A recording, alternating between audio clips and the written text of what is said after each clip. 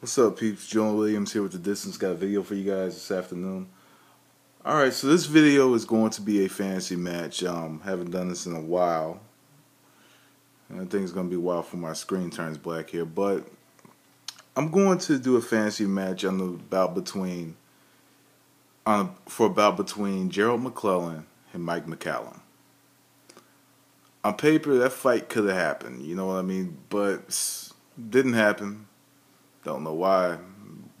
Wasn't really, as far as I know, background that time I couldn't even read, so I wasn't even old enough to I don't think I was old enough to even know how to change the channel at that time. No, I was. I take that back. How old was I? Never mind. Back to what I was saying. Gerald McClellan and Mccallum. That fight would have been a huge fight and a nice resume booster for both fighters. Mccallum was one of those fighters that got better with time. Mccallum was just a scientific boxer. He always played. I'm like, if you look at, he used his whole body to create his shots. The hell is this? But he used his whole body to create his shots. You know, it's how he stepped in or stepped around. He placed his punches very well, whether it's to the body or up top. He countered well. You know, Mccallum was just a very solid all-around boxer. Gave whoever he fought a tough fight. You know, but Mccallum, like I said, was multi-dimensional. Wow, look at that mustache. But he was multi-dimensional, and like I said, he was just one of the he was a textbook boxer. Textbook boxer, just placed his punches well, you know, moved well in the ring. You know, he fought pretty good backwards, had good lateral movement, things of that nature. On the other hand, you have Gerald McClellan, good boxer but a huge puncher, devastating puncher. I was watching his fights I watched both the Julian Jackson fights. I watched the fight with Mugabe. And there was another fight I watched. I can't remember who it was that he fought. I was just watching it like 2 days ago. And Gerald McClellan was overall just a beast. You know, I'm like any punch that he threw with bad intentions, and he could hurt you with any punch that he threw. McClellan, he could fight. He fought well. You know, he fought okay. You know, utilizing his angles, but he fought on that front foot. He was aggressive and he hit hard. He could take a punch, but he'll hit you 10 times harder. And it is a damn shame what happened to the G-Man.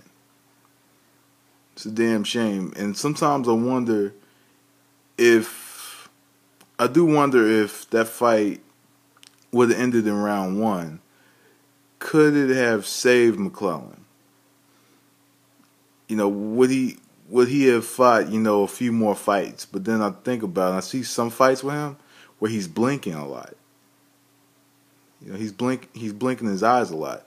And that's actually a sign of brain damage. That happened a lot in the Nigel Benn fight when he was blinking his eyes.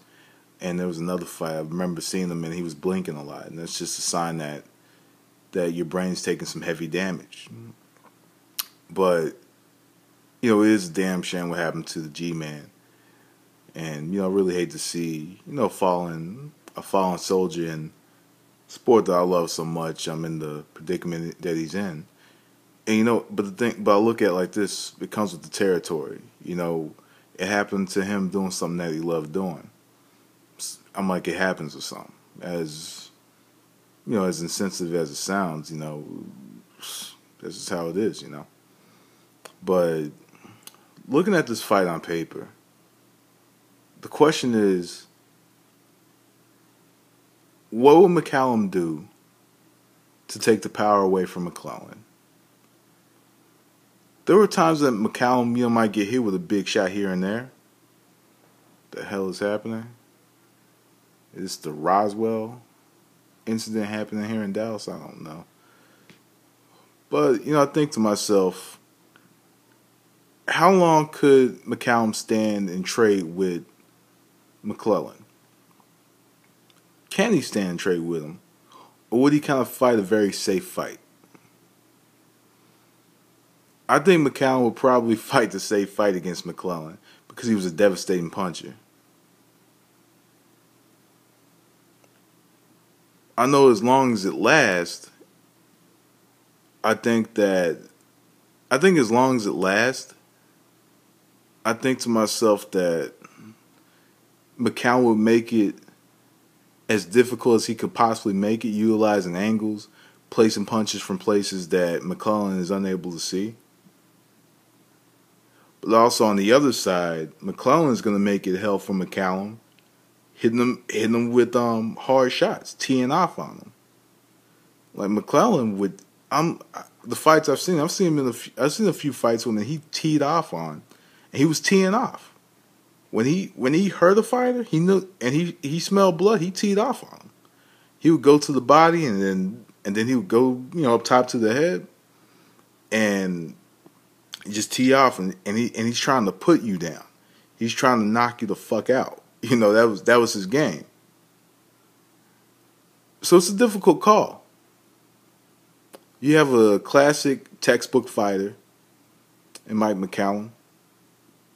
You have a classic textbook boxer puncher in Gerald McClellan. This fight, I would go with, in this era, we're saying early 90s. Early 90s, McClellan at the peak of, hitting the peak of his career.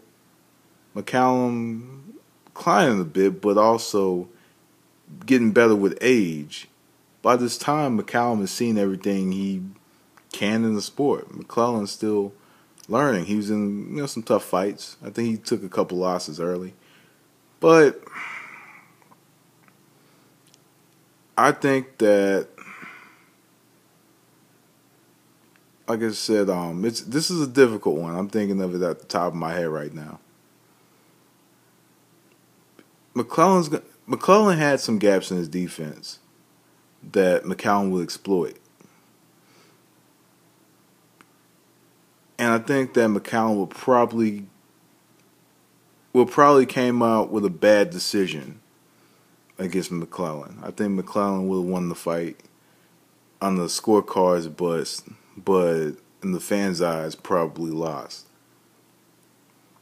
I think McCallum will give him a tough fight, but McClellan's going to be throwing and scoring the points. So I would actually go with McClellan getting the decision in this one, as odd as it sounds.